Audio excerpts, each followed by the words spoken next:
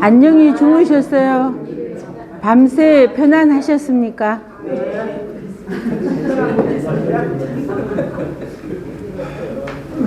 아, 참 어이없고 가슴 아프고 아니 아니 저는 어제 그 뭐지 여자애들 특전사 이런 애들 나와서 하는 프로가 뭐죠? 난 왜 제목을 기억을 못하지?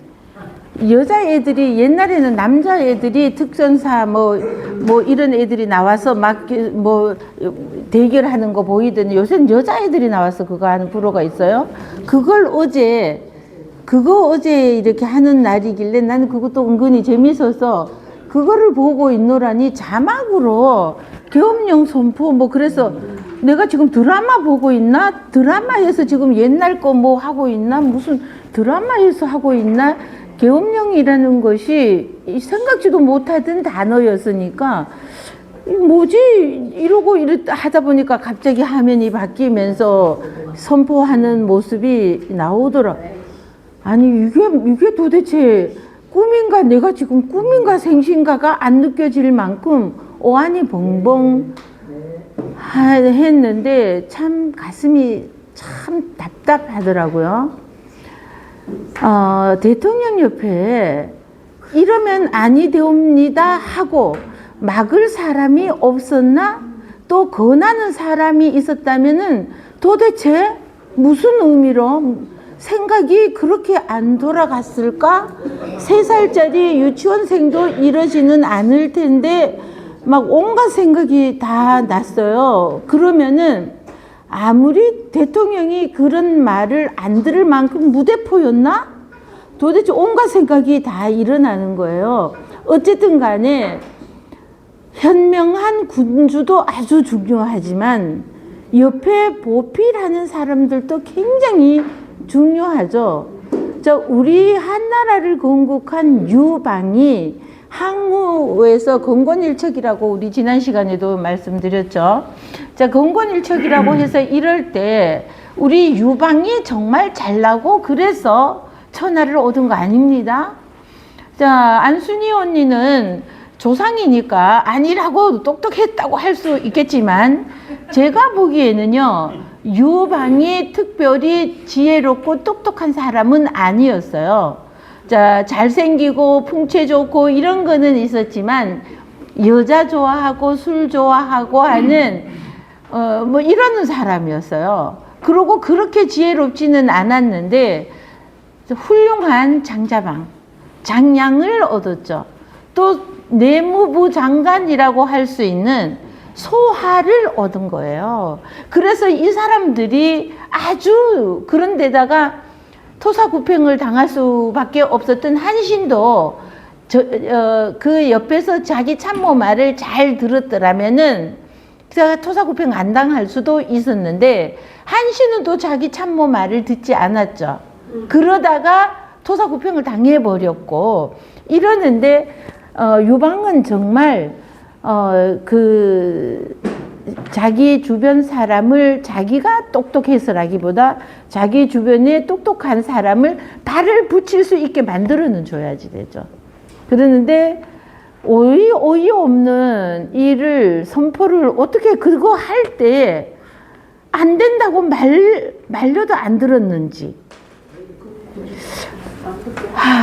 말리는 사람이 없었는지 정말 안타깝게 짝이 없고 가슴이 너무 참 답답한데 또 문제도 그러면은 민주당은 100% 잘했냐는 겁니다. 맨날 장외 투쟁이나 하고 이거는 또 잘한 거냐는 거죠. 국회 의석수도 훨씬 더 많이 가지고 있으면은 국회 안에서도 충분히 풀 수 있는 것을 꼭 저렇게 길 막아가면서 장외 투쟁을 했어야지 됐느냐는 거죠. 우리는 누구 편, 내 편, 네 편 이거를 떠나서 엄격하게 내 잘못은 없었는지 네 잘못뿐인가? 당동 권리가 아니라 한번 엄격하게 생각해 봐야 되지 않나 생각을 하니 가슴이 너무 아파서 내가 가슴 아파한다고 해서 세상에 눈이나 깜짝하겠어요만 참 답답한 마음에 잠을 잘 수가 진짜 없었어요. 어쩌자고 북한하고 대처하고 있는 이 위험한 상황에서 장외투쟁 맨날 일으키고 이거 뭐야 진짜 민생은 나 몰라라 장외투쟁 하는 것도 문제고 사사건건이 탄핵한다고 하는 것도 문제고 내한테 좋은 판결이 내리면은 잘했다 그러고 아니면은 전부 탄핵감이고 그렇다고 해서 저렇게 난데없이 계엄령을 선포해 버려서 가슴 답답하게 만드는 개똥 같아 진짜. 개똥 같아. 세비가 아까워요. 개똥 같아요 진짜. 개똥 같아.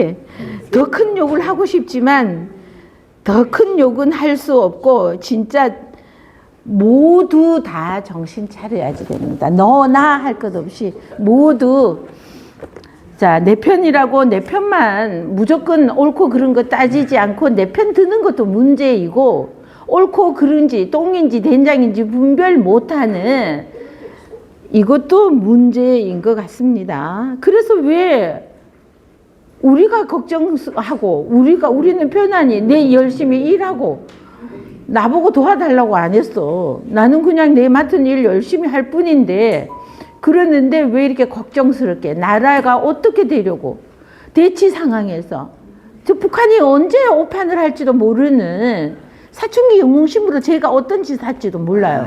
이러는 상황에서 우리끼리 편을 먹고 똘똘 뭉쳐서 북한에 대응을 해도 부족할 판에 이게 뭔 짓인지 참 세금을 잘못 냈지.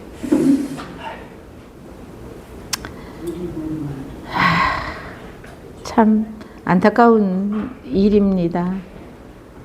이 책이 읽고 싶어지지가 않네. 오늘은 우리 교수님이 성 교수님이 강의를 하셔야 될 것 같아. 갑자기지만 나는 오늘 이 책이 눈에 들어오지를 않아요. 어때요? 좋아요. 나는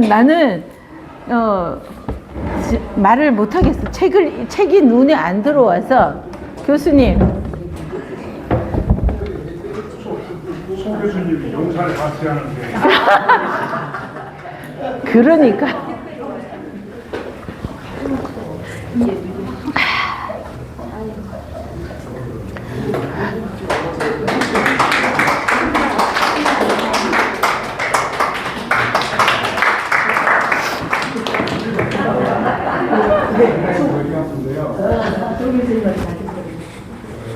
일단 제가 먼저 전제로 말씀드린 거는 지난번에 이런 얘기할 때 항상 전제 조건이 정책은 선택의 문제가 있잖아요.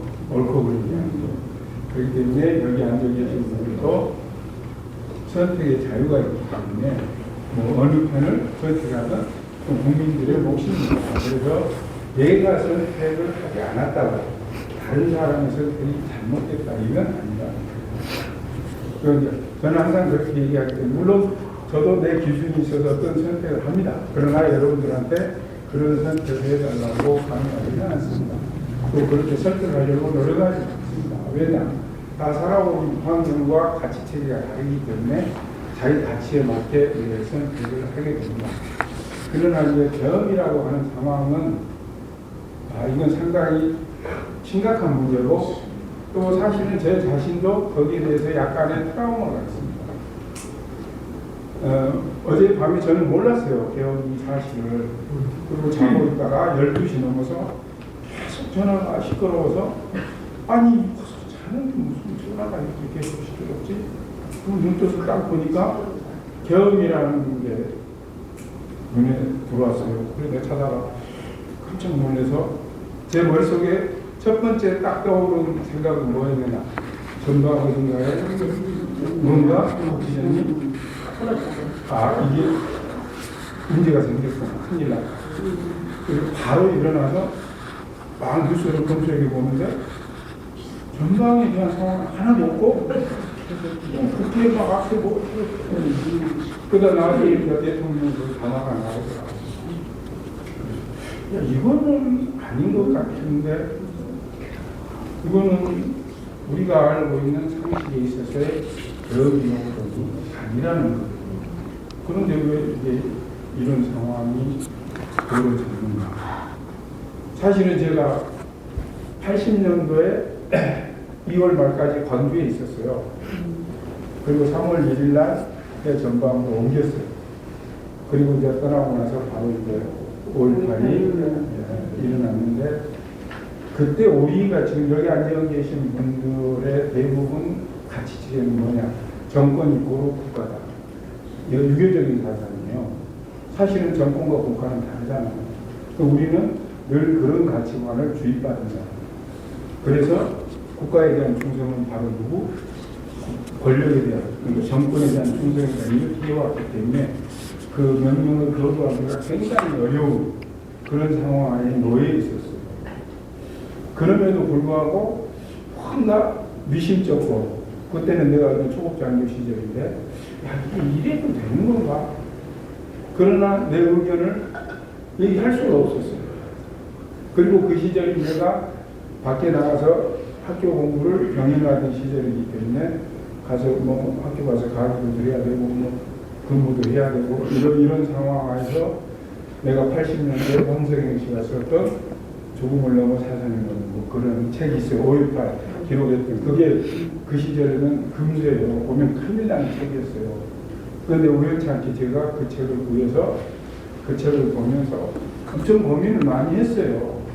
나라는 존재는 무슨 군인이라면 어때야 되는가. 그런데 이 상황 안에서 아무 말도 못해야 되는 나는 뭔가 이런 고민을 안고 살아가면서, 만약에 그 시절에 내가 그 책을 휴대해서 봤다는 것을 누군가가 알았으면 내가 오늘 이 자리에 있지 않아. 이미 잡혀들어가서 그때는 방문 안에 좀 날라갔어요. 그런데 한편으로는 그때 내가 받았던 트라우마가 내 군대 생활을 하는 어떤 가치의 일관성, 이런 걸 지켜줍니다. 아무리 상부에서 한 명령이라 하더라도 한 번쯤은 의심하고 이것이 정당한 건가 고민을 해봤어야 되는데, 그러지 못하고 그 명령을 수행한 것을 매우 자랑스럽게 생각하는 동료들을 바라보면서 제가 매우 고민을 많이 하면서 사실은 군생활을 하면서 그때 내가 느꼈던 거는, 적어도 내가 다음에 똑같은 일이 발생했을 때 지휘관으로서 내 부하에게 나는 이런 부분에 대해서 동의할 수가 없다. 그래서 움직일 수가 없다 했을 때 내 부하들이 움직이지 않으면 안 움직이는 거, 움직이면 내가 어떻게 할 수가 없는 거예요. 12.12 사태 때도 사실 상부 지휘층에 있는 사람들은 다 반대했어요. 그런데 실제 병력을 움직인 연대장들이 다 그때 당시 쿠데타에 가담해서 12.12가 성공한 거예요. 그러니까 병력을 최전선에서 움직이는 사람, 이 사람이 중요하다. 그래서 그때 당시 수방사령관도 안 된다 했는데 경비단장이 그 대령이요. 오히려 수방사령관 체포했어요. 그 비서실장 총으로 쏴 죽이고. 이런 상황이 오더라는 거예요. 그래서 제가 군생활 하는 동안에 사실 어떤 내 자신의 안위, 내 자신의 편안함, 사실은 군생활 하면서 과거에는 여기 옛날 군생활을 보셨기 때문에 지휘관 하면 뭐 상당히 특권도 누릴 수 있고, 그걸 또 한다고 해서 누가 크게 나무라는 사람이 없었어요. 주변에서도 대부분 그렇게 해왔고, 심지어는 우리 가족도 나한테 뭐 당신만 또 특별하게 남들도 다 하는 거 왜 안 하느냐, 왜 나를 불편하게 하느냐, 이런 얘기도 내가 듣고 그랬어요. 그러면서 항상 그런 부분을 걱정하면서 내가 군생활을 했는데, 그러다가 내가 전역할 때쯤 되면서 이제 대한민국에 개업이라는 단어는 의미가 없구나. 왜 그랬느냐면 많은 사람들이 병사들을 보고 뭐라고 얘기해요. 요즘에도 군기가 빠져서 전역하겠느냐, 이런 얘기를 했을 때 아니다. 이제 드디어 대한민국도 군사쿠데타의 시대는 지났다.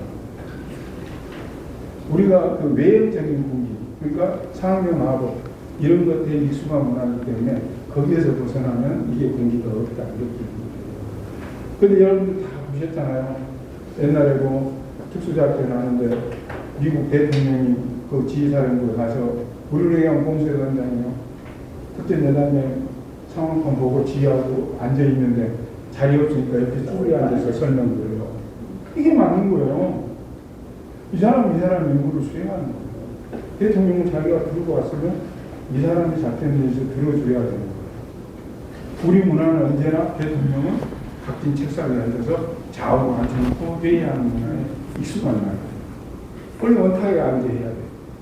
그래야 서로 얘기하고 동등하게 의견을 개진하고 하는 거지. 이건 옛날 왕들이 신하들 뭐 당상관, 당한관 세워놓고 이거하고 같은 문화. 이런 문화 속에 우리가 익숙해 있다 보니까 그랬는데 병사들이 저렇게 생각이 바뀌었다면 이제는 그게 될 수가 없다. 무작정 지시한다고 해서 그 병사들이 따르지 않는다는 거예요. 그러면서 항상 걱정하는 게 국가를 그러면 누가 지키느냐. 애국심이 없는데. 그래서 대적관 교육을 많이 해야 된다. 이러는데 저는 항상 가치가 달라요. 그건 뭐냐. 얘들한테 대적관이 중요한 게 아니고 내가 지켜야 될 가치가 뭔가를 분명하게 심어주면 된다는 거예요. 내가 뭔가를 지킬 만한 가치가 있으면 사람은 목숨을 바칠 수 있다. 그러니까 지킬 만한 가치가 없으면 목숨을 버리지 않습니다. 예를 들어서 간호가 여러분 집에 왔다고 생각해보세요. 간호가 나쁘다는 거 교육 안 해도 다 알잖아요. 간호가 정의롭다고 생각하세요? 적이 아니라고 생각하시는 분 있어요? 없어요. 다 적이라고 생각해요. 그런데 그 강도가 만약에 요구하는 게 한 10만 원쯤 된다. 여러분 저항하겠어요? 줘서 보내겠죠? 뭐 그 정도는 내가 너하고 뭐 강도라고 나쁜 놈인지 알지만 내가 그런데 여러분 집에 예를 들어서 뭐 물방울 가야 옛날에 뭐 대도 이런 거 나오고 수시로 가고 이러고 그런 물건을 갖고 있는데 그걸 내놓으라고 한다. 그러면 hon쾌히 내 목숨이 아까우니까 아유 빨리 가져가세요. 이러실 분 거의 없어요. 어떻게든지 그 상황을 모면해 보려고 심지어는 목숨 걸고 싸우기도 하게 된다. 이게 가치라는 거예요. 지킬 만한 가치를 만들어요. 그러니까 대한민국이 자랑스럽다라고 하는 것을 국민들이 느끼면 된다. 그러면 지키게 돼 있어요. 대적관 뭐 이게 중요한 게 아니라는 거예요. 적이라고 하는 것은 언제나 나에 대해서 나쁜 행동을 하면 적이 되는 거예요. 영원한 적도 영원한 무방도 없다고 그랬잖아요. 그런데 이번에 이제 이게 아까 선생님이 얘기했는데 뭐 여야 간의 대치가 이제 극단으로 치닫고 이러다 보니까 이런 선택을 했다는 거예요. 그러면서 내가 그래서 이제 그 시간부터 눈 떠서 계속 살펴보고 여러 가지를 검색해보고 했는데 정말 심각한 문제는 이런 거를 계획한 사람이 불과 소수라는 거예요. 나머지는 들러리 설다. 왜 그러냐면요. 지금 내가 보니까 국회에 투입된 병력이 1공수여단 병력, 707 특임여단, 수방사 특임대 이거래요. 그렇다면 이 부대들은 무슨 부대냐면요. 특수임무 부대예요. 대테러 내지는 요인 암살 이런 거예요. 전쟁이 일어나면 적지에 들어가서 그런 임무를 해야 될 특수훈련된 부대들이에요. 이거는 국회의다 보니까. 그럼 진짜 국내 질서 유지가 어렵다 하면 원래 87년 헌법 개정하면서 개헌법에 입법부에 대한 사항이 없어요. 제안하는 게. 그 자체도 문제예요. 합동참모본부에 민심작전부가 있는데 거기에 개헌과가 있어서 거기서 그 업무를 수행하는데 이번에 또 개헌사령관도 보니까 합참의장이 아니고 육군총장을 임명했더라고요. 근데 어쨌든 그런데 국회를 위해 국회를 통제하기 위해서 그런 부대를 투입했다? 이거는 정상적인 사람이 할 수 있는 발상이 아니라는 거예요. 수방자의 레아의 향토사관들이 있으면 이게 후방 치안 안전 유지를 담당하게 돼 있는 거죠. 뭐 문제가 생기면 경우가 근데 정상적인 미국 수행 범위를 벗어난 부대를 갖다가 보냈다는 거예요. 그럼 이거는 일반 목적이 아니에요. 그래서 어제 보니까 다시 국방부 들어가서 이렇게 쭉 뉴스 다 검색해 보니까 국방부 감사관이 뭐 12시에 비상경 발령되고 나서 법무부에서 아마 대책이 소집을 했나 봐요. 그때 감사관이 그래서 자기가 들어가서 뭐 1시 몇 분으로 사표를 썼대요. 왜냐? 그냥 나는 내란 행위에 동조할 수가 없다. 그래서 나는 사표 쓰고 나가겠다. 이게 이제 우리나라 문화예요. 이게 80년대는 이런 게 안 통했어요. 여기 그때 군대생 하시는 분 계시지만 12.12 때도요. 미국 대통령한테 편지가 있었어요. 음적으로. 매우 전두환 장군이 잘할 거라고 강요에 의해서. 그래도 그때 우리 누구 하나도 그것이 부당하다고 하기를 못했어요. 그런 부분들이 저로서는 매우 가슴 아팠는데 다시 이제 오늘 이런 사태를 보면서 어제 이제 그 이후에 잠을 못 잤죠. 그런데 걱정스러운 것은 이런 상황이 온 게 문제가 아니고 지금부터가 나는 더 걱정이 난다. 지금 그렇지 않아도 여야가 갈려서 극과 극으로 달리고 있는데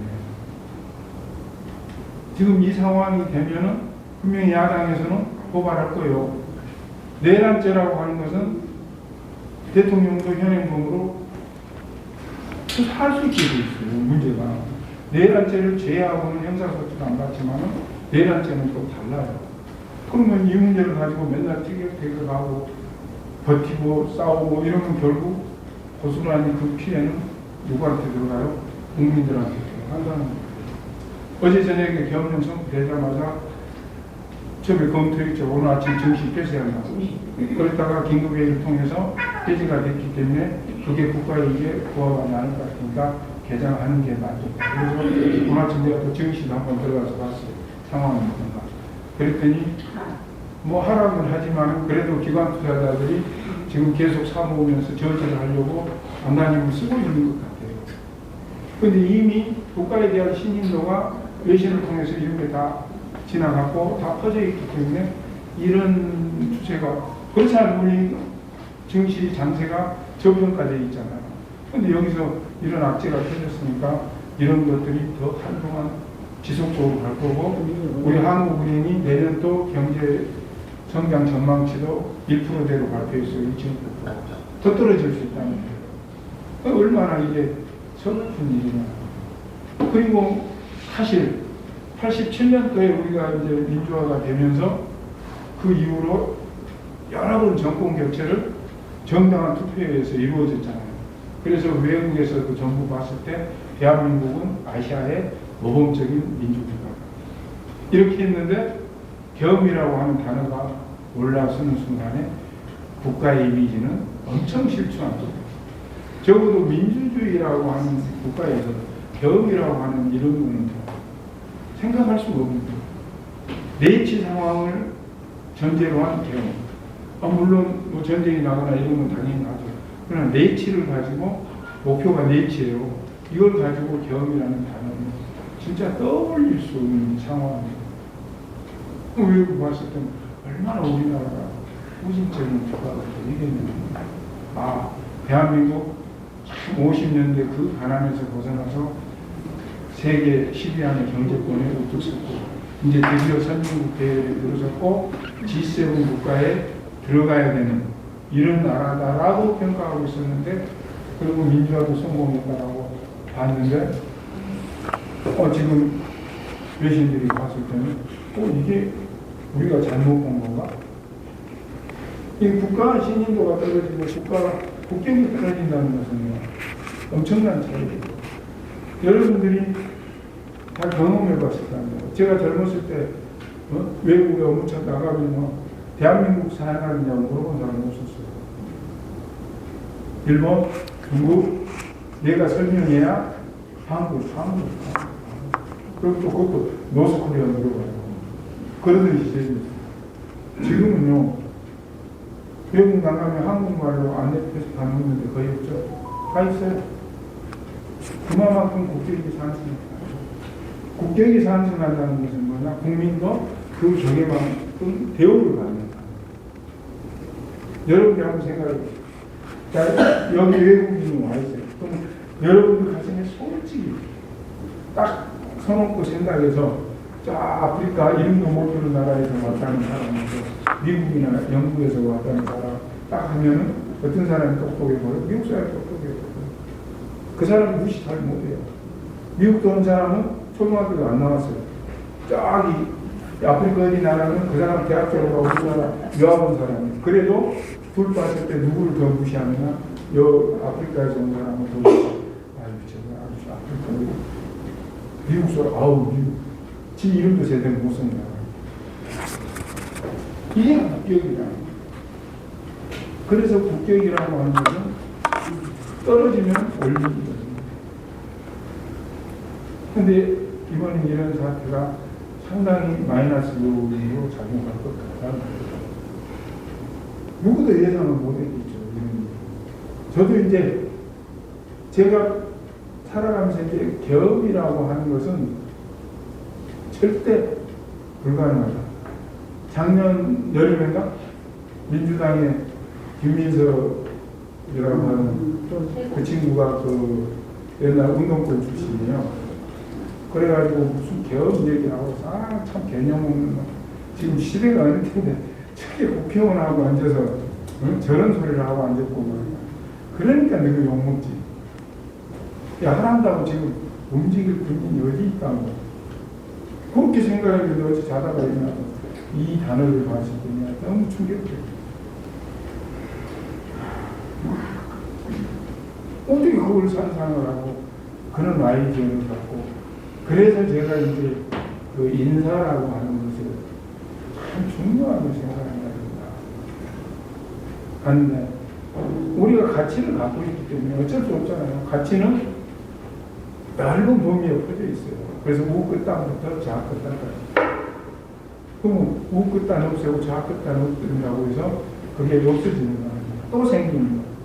여러분 권총학자가 옛날에 봤잖아요. 뭐 개미들 일하는 거 보고 거기 게으른 놈 집어내면 게으른 놈 또 생기고. 이게 사회인들이에요. 그래서 이념적으로도 좌표나 우표나 가 있는 사람들 없앨 수가 있는 거예요. 그러나 국가를 관리하는 데는 그 끝단에 서 있는 사람들 두 명이서는 안 돼요. 그럴 때 문제가 있어요. 적어도 그 안쪽에서 골라야지 끝단에 가 있는 사람을 가지고 하면 문제가 생기죠. 끝단에 가 있는 사람은 극단적이에요. 그럼 우리는 그런 사람이 안 되느냐? 우리도 될 수 있어요. 요즘 유튜브 이런 것들이 발전되다 보니까 자기 성향에 맞는 것만 보여주잖아요. 추천해주고. 그러니까 늘 익숙하니까 보고, 또 그게 재밌으니까 보고, 좋아하니까 보고, 그러다 보면 자기도 모르게 그게 완전히 픽스가 돼요. 그럼 내가 끝단에 없으게 돼요. 그 처음부터 그랬던 사람입니다. 그럼 이미 끝단에 가면 이제 되돌리기가 어려운 그 상태로 점점 고착화해서 더 가는 거예요. 그래서 젊은 사람들이 나이 든 사람들 보고 고집세라고 하는 이유가 경험을 많이 했잖아요. 경험치가 없었으면 그렇게 보지가 않아요. 얘가 살아온 과정에 여러 가지를 경험했고 그 결과로서 오늘의 내 가치를 정립했기 때문에 이 사람들을 되돌리는 건 힘들어요. 그런데 묘하게도 또 이 나이 드신 분들이 상대를 설득해서 나한테 맞추려고 그런 노력을 해요. 정상은 별로 안 해요. 그냥 아니면 아닌 거예요. 그런데 나이 든 사람들은 나하고 다른 생각을 갖고 있으면 그걸 돌려서 나한테 맞추려고 강한 노력을 많이 한다. 그러니까 끝단의 성격을 갖게 되면 그렇게. 그래서 내가 갖고 있는 생각을 상대한테 강요하거나 고치려고 하면 안 되는데 그런 부분들이 생기는 거예요.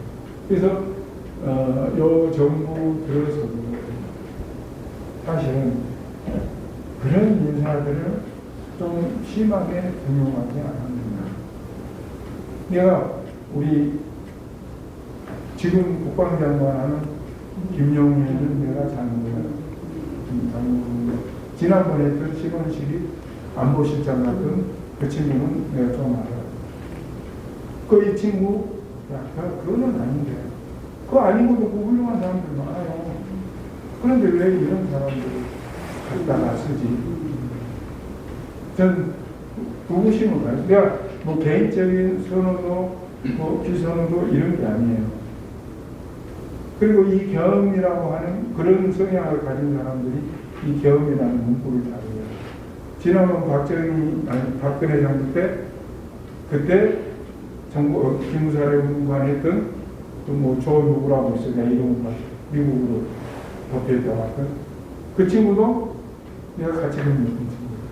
내가 전역 갈 때쯤 해서 그때 대령진구였고 같이 있었는데 그 친구 같은 경우도 사실은 알짜의 출신이에요. 얘는 하나의 후속 정치 조직이 군대 알짜이라고 합니다. 그런데 그 했더니요. 그러더니 그 친구가 어느 날 사회장하고 이럴 때 나보고 놀러 오라고 형님 한번 오고 어쩌고 이래서 야 열심히 군대 생활 열심히 잘해.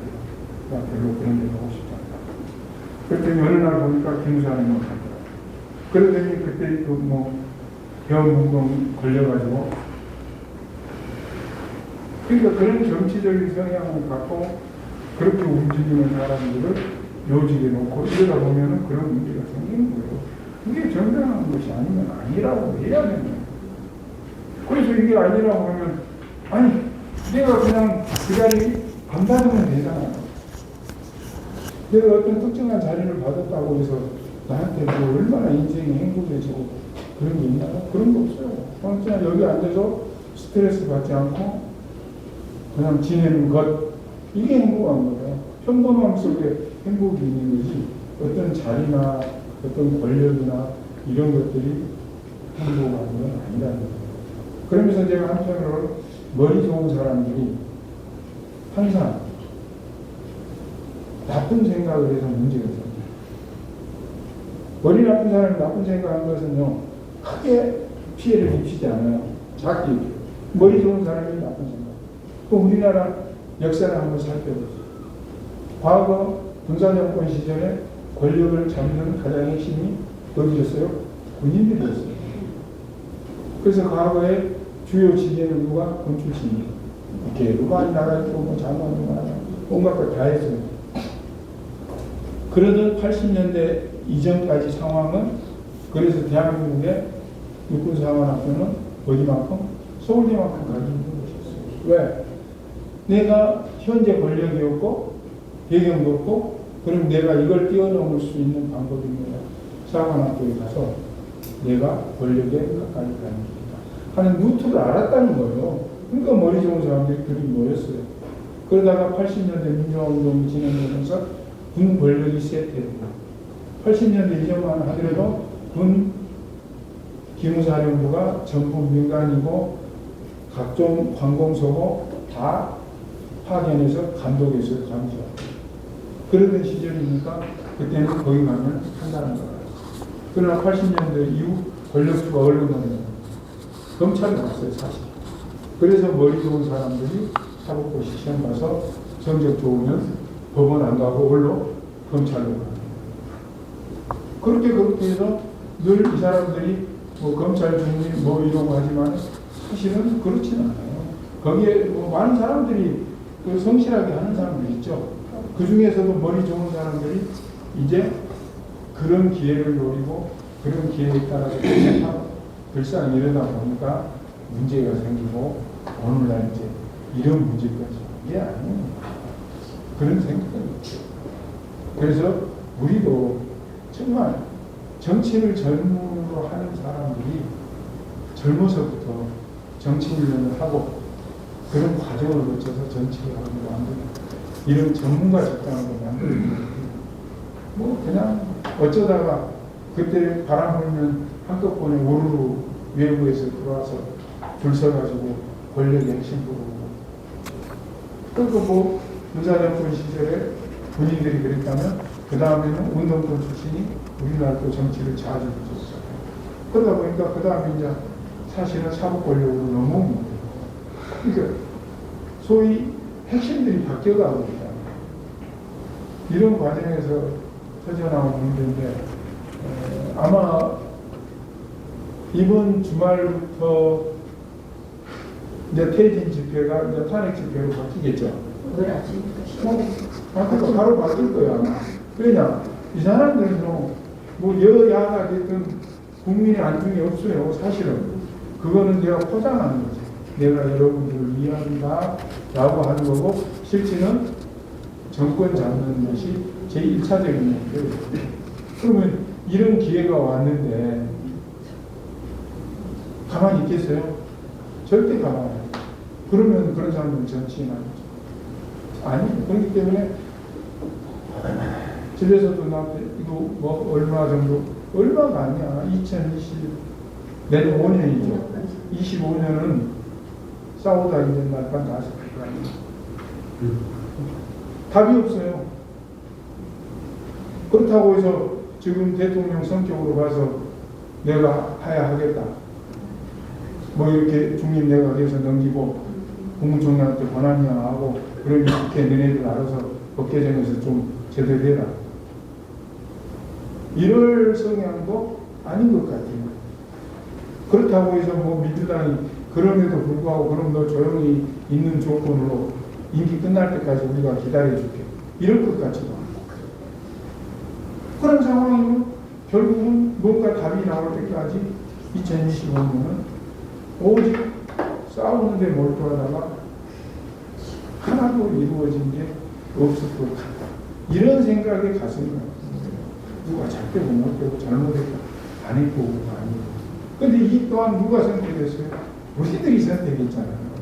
우리가 선택을 안 했으면 이게 이런 상황이 안 왔을 텐데. 그러니까 국민들이 아까 선생님도 얘기했지만 강파적인 시각으로 늘 우리가 투표를 하고 뭐 이런 걸 하다 보니까 이런 문제가 있는데 이건 근데 비단 우리나라 문제만 아니에요. 다 똑같아요. 우리나라는 민주주의 국가의 폐해가 되고 미국 민주주의 잘 됐다니까. 근데 미국 선거 보셨잖아요. 미국 그 50몇 개 선거 중에서 대통령 선거를 가름하는 것은 10개 선거 중 아니에요. 나머지는 다 끝이에요. 그거는 뭐 선거운동 안 해도 돼요. 그냥 놔두고 경합주 여기만 캐스팅 보드를 잡고 있는 이 주에서 이기는 사람이 대통령, 지면은 떨어지는 거 이렇게 돼 있어요. 그리고 그 사람들이라고 해서 뭐 예를 들어서 어느 주의 사람이 대통령 됐다. 그러면 그 주의 인사들이 우르르 올라오고 내려가고 이런 것도 다 똑같아요. 각기는. 그래서 뭐 우리만 특별히 그렇다 그렇게 폄훼해서 할 필요는 없어요. 단지 국민들이 이제 이럴 때일수록 좀 냉정을 찾아서요. 그 사안별로 옳은 것은 옳다 해주고 아닌 건 아니라 해줘서 이 논쟁이 빨리 매듭 지어져야 국가가 바로 가는 거지. 이걸 그냥 논쟁을 계속 하나씩 끌고 가면 국가 신인도만 수락해져서 살기도 어려워지고 경제도 어려워지고 또 그런 것들이 어려워지면 안보 상황도 어려워지는 거예요. 사람 다 역부라고 하는 게 있잖아요. 권력이지. 사실은 이스라엘도 많은 전쟁하지만 네타냐후라고 하는 사람이 소위 예치의 어떤 자기 지지하는 사 이런 것들이 또 목표가 있어요. 물론 이스라엘에 대한 위협 제거라는 것도 있지만 그렇게 심하게까지 할 필요가 있느냐. 국제사에서 거기도 뭐 국제사법재판소에서 체포영장 뭐 발부하고 있는 이렇게 뭐 구속력은 없지만 어쨌든 그런 것들 따지는 무릅쓰고도 그렇게 전쟁을 확대하고 하는 것들은 또 다른 목적들도 있다는 거예요. 그래서 우리가 이런 상황이 지속된다는 것은 안보적으로도 매우 불안정할 수 있다. 왜냐하면 실질적으로 내가 정권을 잡고 있다 하더라도 어떤 커다란 이슈를 통해서 이런 부분들 시선을 돌리고 싶고 이러면 무리한 정책을 추진할 수가 있어요. 뭐 예를 들어서 우크라이나에 그냥 살상을 주겠다든가 뭐 이런 결정을 하게 되거나 이러면 상당히 어려워지죠. 트럼프도 당선되고 나서 우리나라의 그런 부분을 염두해서 확전하는 것을 원하지 않는다. 이런 얘기를 했고 또 국내적으로 대통령이 국민으로부터 지지를 받지 못하면 국제사회에서 외교 무대에서도 거의 손해를 볼 수밖에 없어요. 내가 약한 머리를 갖고 있기 때문에 그걸 보상받기 위해서는 내가 많은 걸 줘야 된다. 정말 얘기했지만 국제사회가 무슨 선의의 우호관계, 친인척 관계 이런 게 아니라는 거예요. 서로 다 자기 이익을 극대화하고 혈안이 되어 있는 사람들인데 상대가 지금 아픈 환경에 처했을 때 그걸 이용해서 내가 최대 이익을 획득하려고 하지 거기에다가 너 불쌍하니까 도와주겠다 그런 생각은 없다는 거예요. 그래서 트럼프 정부가 이제 1월달에 출범하면 여러 가지 우리한테 요구하는 것들도 많을 텐데 그때도 우리가 불리한 입장을 쓸 수밖에 없어요. 그래서 우리는 빨리 안정을 되찾아야 되는데 쉽지 않을 것 같다는 거예요. 우리부터가 쉽지 않아요. 여기에 또 분명히 뭐 이쪽 정당 지지하는 분들이 있기 때문에 그 사람들이 서로 또 뜻을 안 묻혀요. 다 나쁘거든요. 나쁜 거는 안 나쁜 사람은 없어요. 그 무상경에 나오는 대로 뭐 죄 없는 자가 돌을 던지라.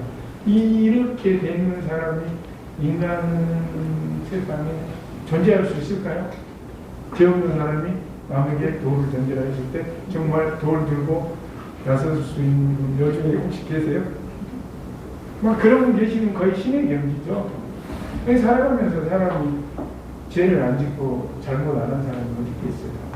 다 누구나 다 잘못하고 있어요. 근데 자잘못을 가지고 하는 게 아니고 이제는 어떤 사안에 대해서 그 사안들이 잘못된 것은 고치라 하고 그 다음에 제대로 된 것들은 반대하지 말고 지원해줘서 앞으로 나가게 해주고 이게 국민들이 모아야 될 지혜인데 그게 쉽지 않아요. 그러니까 뭐 무조건 이렇게 있는 게 아니라 이합집산한다 이러죠. 이렇게 때로는 일이 흩어져 있다고 어느 정책에 대해서는 함께 가지고 이런 부분들이 보여줄 때 그게 진짜 선진국이고 민주화의 국가일 것이다. 사실 몽골 제국이 세계를 제패했잖아요. 그 몽골 제국이 세계를 제패할 때 썼던 정법이 분진 협격도 전술이에요. 나눠서 가요 길로. 왜? 군대가 움직일 때는 거기에 먹고 자고 이런 치중이 많이 따라야 되잖아요. 그러면은 한꺼번에 모아가면은 100명 갈 때 뒤에 100명 밥 먹을 거 들고 따르고 이러려면 힘들잖아요. 어느 동네 가서 한꺼번에 100명씩 오늘 하루만 밥 주세요. 이래서 100명 밥 대접할 집도 힘들고. 그러니까 이런 걸 안 하기 위해서 나눠서 각각 길로 갔다가 특정한 목표를 지점에 모여서 가는 길에 소수 부대들로 이동을 하니까 그런 숙식을 다 현장에서 조달하고 그 다음에 한 군데 모여서 싸울 지점에서 만나서 힘을 모아서 싸우니까 이겼다는 거예요. 굉장히 빠른 속도로 갈 수 있잖아요.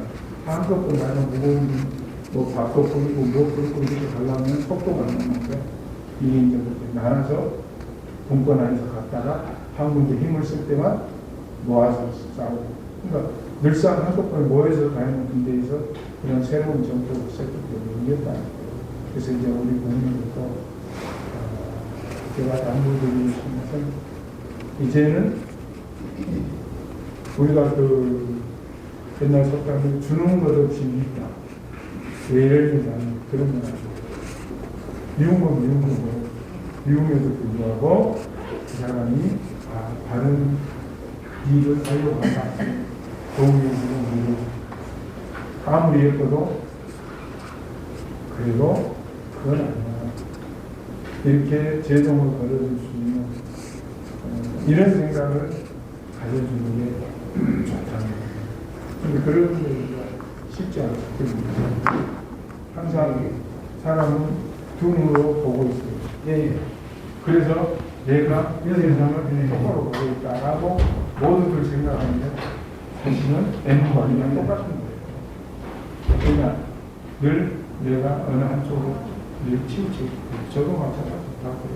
제가 어떻게 똑바로 가운데 보겠어요. 그래서 제 가치 따라서 특정한 방향으로 틀어져서 보고 있는 거죠. 여러분들도 마찬가지입니다. 그러니까 우리는 그것을 인정하는 것부터 출발해요. 문제는 나는 똑바로 보고 있는데 다른 사람이 약간 헛다다는 겁니다. 이렇게 생각하는 순간에 그 대화라고 하는 것은 아니에요. 나도 분명히 똑바르게 보고 있지 않다. 그래서 저 사람도 안 보고 있고 다 안 보고 있기 때문에 그래야 내가 생각을 바꿀 수 있어요. 그 상대 얘기를 들어서 아 그래 그러면 내가 생각을 바꾸지. 내가 가치는 있지만 상대 얘기를 들어보고 생각을 바꾸지. 이 얘기를 할 수 있는 사람이 진짜 현명합니다. 그런데 그게 쉽지 않아요. 부부간에도 마찬가지로 뭐 이렇게 다투고 싸우다도 아 그럼 얘기를 들어보고 아 그래 그러면 내가 생각을 바꾸지. 이래야 되는데 그걸 안 바꾸면 끝까지 싸우는 거예요. 내가 바꾸는 거예요. 들어가서 그게 아닌 것 같다 받아들이는 부분이 있다 그러면 그 부분은 내가 생각을 바꾸지. 바꿔야 돼요. 누군가. 그래야 이게 화합이 되는 거지. 끝까지 못 바꾸겠다 그러면 이혼하는 거예요. 그렇잖아요. 끝까지 어떻게 안 바꾸면 같이 그죠? 그럼 헤어지실래요? 헤어지면 되지. 그러니까 뭐 바꾸려고 애쓰는 것도 없지만 전제가 얘가 반드시 안 보고 있다는 것을 인정하고 들어갈 때 사람이 유연해집니다. 그러지 않으면 사고 유연성이 떨어집니다. 항상 우리는 좀 그런 자세를 갖고 있으면 좋겠어요. 근데 하여튼 어쨌든 이미 이제 엎질러진 물이잖아요. 그러니까 뒷수습이 잘 해야 될 텐데 이게 만만해 보이지 않아요. 너무 뭐 양쪽 다 워낙 또 개성도 강하고 고집도 센 사람들이 소진하고 앉아가지고 이거를 뭐 중간에서 누군가가 이렇게 적정을 찾아줄 만한 그런 우리 사회적으로 존경받는 그런 그룹도 별로 없는 것 같고 근데 그런 원로그룹이 있어서 아 저 사람들이 모여서 얘기를 하고 그 사람들이 논의해서 이런 방향이 좋겠다 그랬을 때 국민들이 흔쾌히 동의할 수 있는 그런 그룹이 있다면 그 국가는 상당히 행복을 얻는 것 같아요.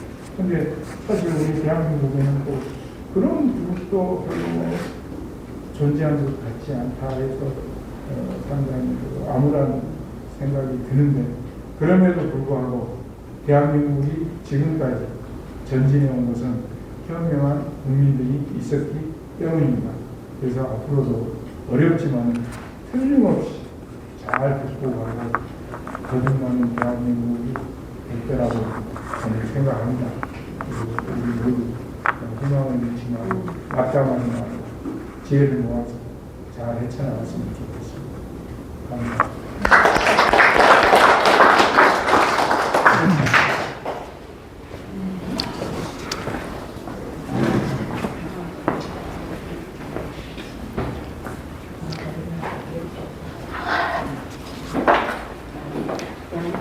다리도 풀리고 마음도 풀리고 팔도 풀리고 맥이 풀리고 뭐 그러는 어이없는 상황이 왔는데 그래도 다행히 우리는 교수님이 계셔서 이럴 때마다 무슨 일이 있을 때마다 교수님 말씀 들으면은 참 몰랐던 것이 알아지고 그래서 참 좋았는데 오늘은 이 사건에는 교수님 말씀을 들어도 답답함은 사라지지가 않는 것이 내 일신의 문제보다도 그죠? 우리 모두 이게 작은 사태는 아닌 것 같거든요. 정말 불난 집에 기름을 붓지 않았나 싶은 생각이 듭니다.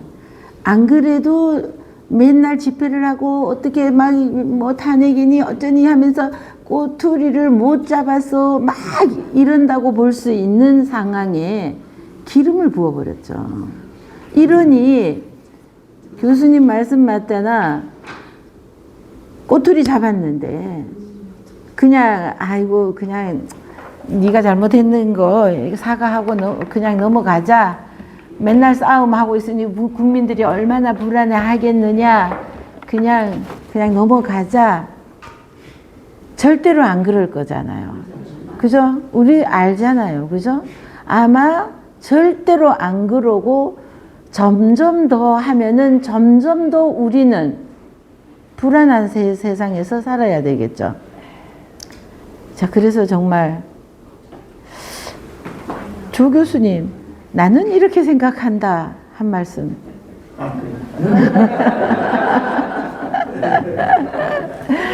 아니, 민노총이 집결하기 시작했다고 뉴스에 나왔어요. 저는 민노총에 대해서는 감정이 안 좋아요. 민주당에 대해서는 뭐 특별히 좀 너무 심하다 또는 그럴 수도 있겠다 이렇다면은 저도 그 방과후 노조에서 들어오라고 10몇 년 전부터 막 엄청 그래요. 그래서 난 늙어서 못 가. 그러니까 앞장서야 된다. 막 이러고 무슨 일 때문인지 어제도 학교에서 그런 얘기가 지금 학교에서 강계하는 교사들 말고 계약직이라든지 뭐 이런 사람들 있잖아요. 이 사람들이 또 데모 들어갔어요. 파업 들어갔어요. 그래서 제가 나는 그거 참 들어오라고 그러는 거 몇 년을 두고 엄청 하는데 나는 그런데 안 들어갔는데 내가 생각하기에 파업을 하고 어쩌고 하는 것들이 다 보니까 자기 밥그릇 싸움이더라는 거죠. 정말 내가 밥을 못 먹을 정도로 우리 60, 70년대 같으면은 당연히 했어야지 돼요. 노조가 들고 일어나, 전국 노조 들고 일어나고 막 해야 되는데 지금 파업할 정도로 힘들까요? 복지가? 안 다녀봐셔서 그런데 지금 아주 영세 기업 아주 이런 사람들은 모르겠어요. 그러나 엔간한 기업에서는 살만하지 않나요? 복지도 잘 돼 있지 않나요?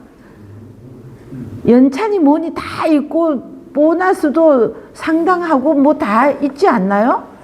복지 웬만한 곳에서 연수원이라는 식으로 이름을 지어가지고 휴학님이 돼가지고 다 자기네 회사 사람들은 거기 간다든지 너무 잘 돼 있지 않나요? 그럼 뭐 때문에 그러면은 지금 저렇게 파업을 하고 이렇게 하는 건데요? 저는 그거에 대해서는 그래서 제가 지난번에 여의도 지나오는데 전국 노총이 여의도 광장 도금 몇 차선이에요? 굉장히 차선이 8차선, 10차선인가? 그 넓은 거를 반틈을 막고 그거를 하고 있으니까 차가 밀려서 올 수가 없어서 제가 그런데 경찰들은 그 사람들은 밖으로 더 이상은 못 나오게 하고 밖에 사람들도 못 들어가느라고 여기에 빽빽하게 줄로 쫙 서가 있어요. 그러는데 거기를 오는데 정말 마포대교 지나서 여의도를 진입하는데 몇 시간이 걸리는 거예요. 꼼짝을 못하고 있으니까. 그래서 지나와서 그 앞에 그 팀 진열을 지나가는데 거기에서도 차가 못 가니까 이제 서가지고 있는데 마침 걔네들 옆에 있는데 왔어.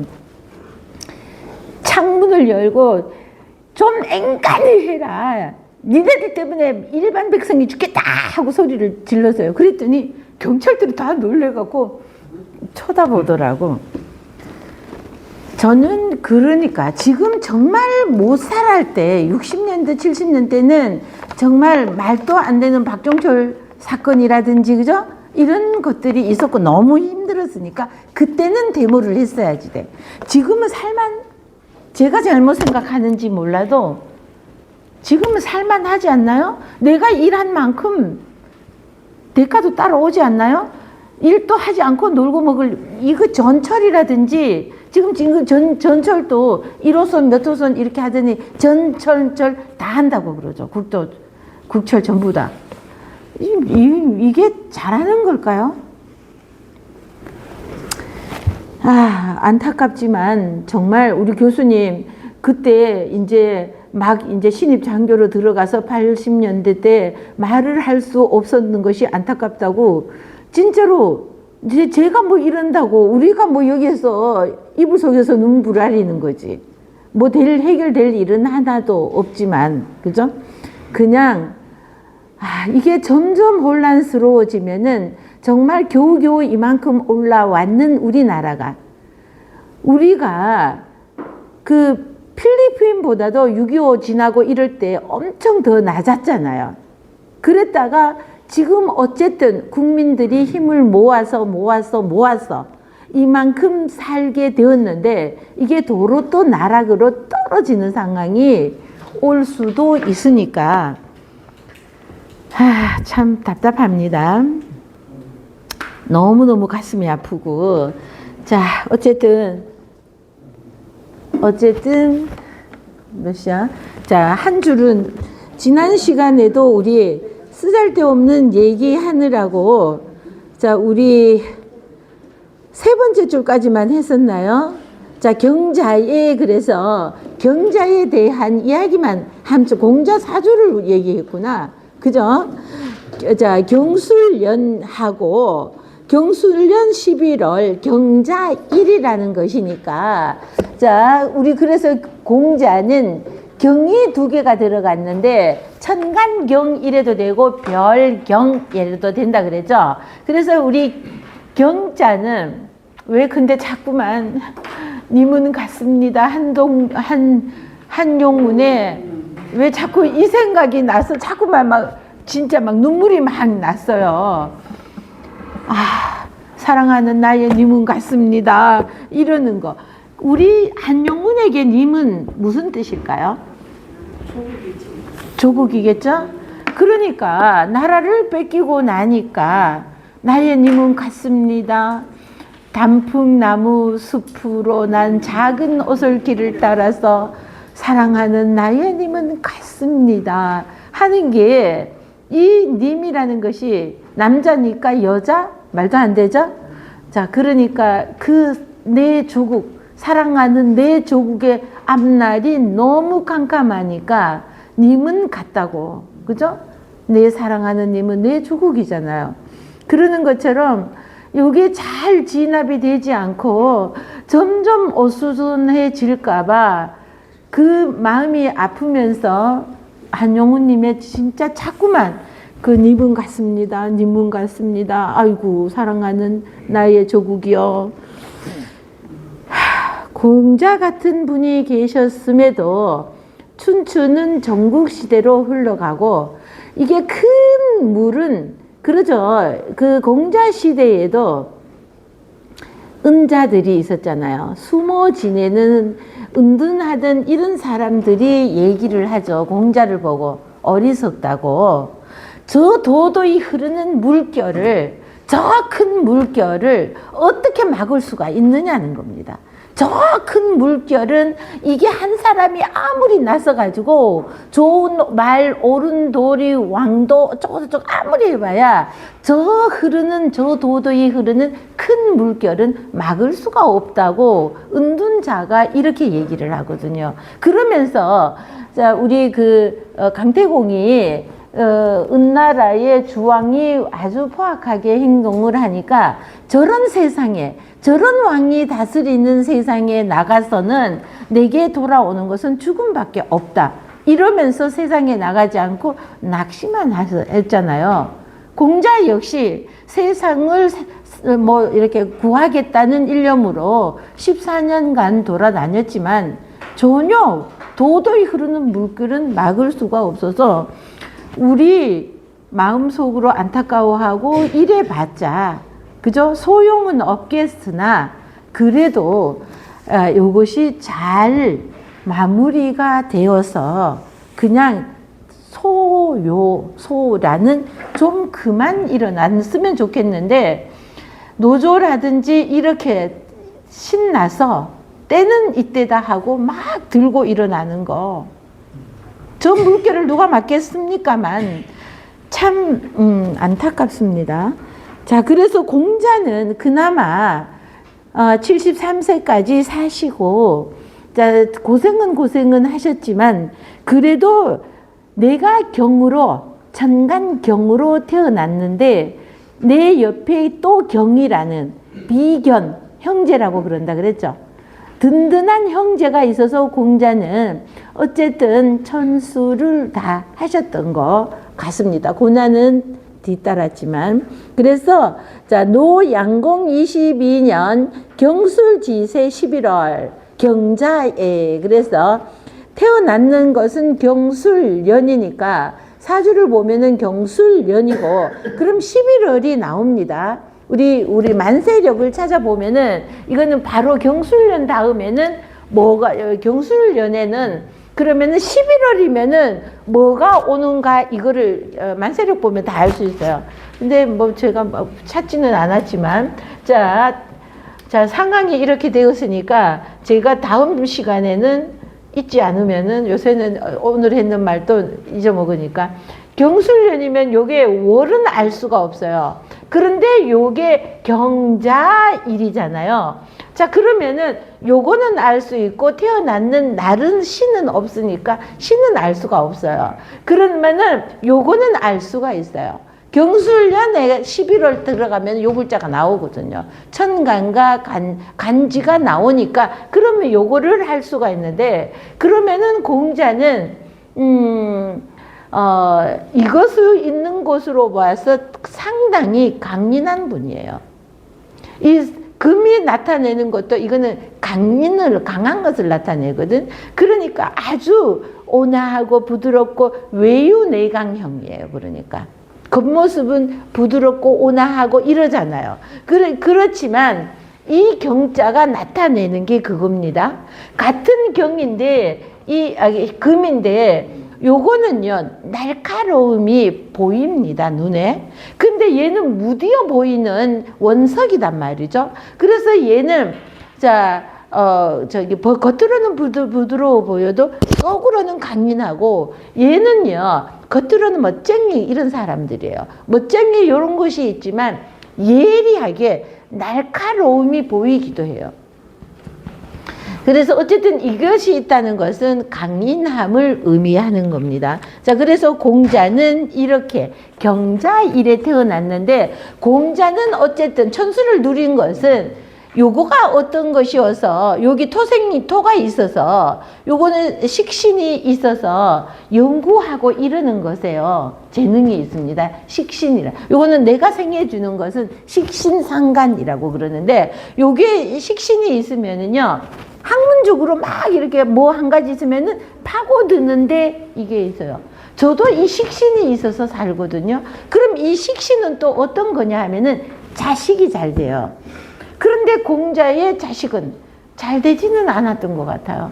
그냥 그냥 크게 워낙 큰 아버지 밑에서는 그 훌륭한 자식이 또 나오기는 어렵다 그러잖아요. 그래서 그러는지, 그러나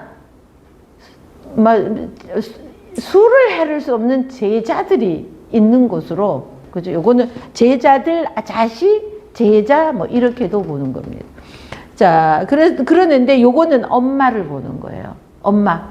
얘는 토생금이니까. 근데 요것이 어떤 것이 있어서 고초도, 이건 또 세운 때문에 고초를 당할 수도 있어요. 고초도 많이 당하셨잖아요. 그랬을 때 고초도 당할 수도 있고, 요게 뭔지는 만세를 찾아보면 바로 알 수가 있는데 찾아보고 있잖아요. 자, 그래서 생공자어 노창평향 추읍, 그래서 고을 이름 추자이고요. 구멍공자, 공자는 노나라 노자, 물고기 어자에 날일이 와서 노나라 노자이죠. 자, 창성할 창자이죠.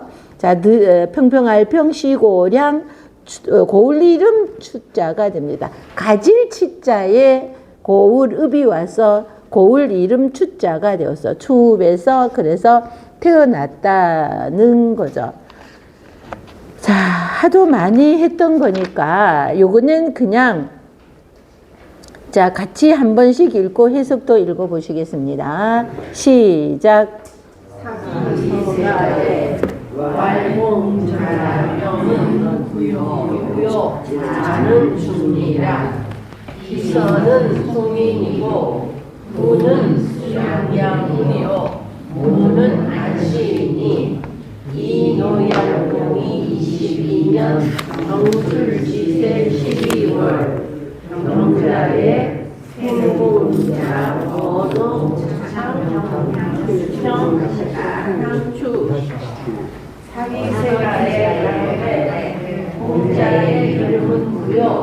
자는 중이라. 그 선대는 송나라 사람이라. 아버지는 숙양물이요 어머니는 안씨이니 노나라 양공 22년 경술년 11월에 정자일에 노나라 장정왕 수읍에서 태어나셨다. 네. 자, 우리 해석을 한번 더 밑에 거도 보시면은 주자는 사마천의 사기 공자세가를 인용하여 공자의 일생을 소술하였다. 공자의 선조는 송나라에서 살았는데 공자의 육대조인 공부가 이럽니다. 공부가 아비부자인데 아비부자는 남자 미칭부라고도 합니다. 보라고도 합니다. 남자 미칭보. 그래서 여기에서는 공부가 이러는 것이 아니라 공보로 아비부도 되고 남자 미칭보도 되는데 여기에서는 보로 읽어야 돼요. 자, 그래서 자, 아름다울 가짜이고요. 공보가가 송나라 귀족인 내홍중에게 피살되었다는 거죠. 그 후손이 화를 피하여 노나라로 피신했는데 사대조인 공방숙 때의 일이라는 거죠. 자, 공방숙의 아들이 백하이고 백하의 아들이 공자의 아버지인 공흘이라고 하는데 숙양흘을 자, 숙양은 빼고 흘, 성씨가 공이죠. 공흘 이렇게도 하죠. 자, 그러고 자가 숙양이라는 거죠. 그래서 숙양흘이라고 부른다. 숙양흘은 세습 귀족이긴 하였지만 송나라 세습 귀족이죠. 노나라의 세습 귀족이 아니라 변변한 지위가 없었고 전쟁에서 공을 세워 그러는데 이게 이제 연합군들이 핍양이라는 이 성을 공격을 하게 되어서 그쪽에 유인에 의해서 감옥이 아니라 성 안으로 들어갔는데 자, 그 현문이라고 그래서 위에서 내리는 문. 이거를 내려서 도간에 든 쥐가 될 뻔했다 그랬죠. 이걸 숙양흘이 그 팔로 그걸 버티고 사람들을 피신시키고 이래서 영웅이 되었다 그랬잖아요. 그래서 전쟁에서 공을 세웠다는 것이 그 일을 얘기하는 겁니다. 자, 사람들의 추앙을 받았지만 그것이 부와 지위를 가져다 주지는 못했다. 나이 60이 넘어 안씨 집안의 딸 안징제입니다. 자, 제치로 맞아 이구산의 신에게 기도하여 공자를 낳았기에 자, 그 기도한 것은 엄마가 기도한 것이죠. 그래서 공자의 이름을 구라고 짓고 둘째 아들이라 자를 죽니라 하였다는 겁니다.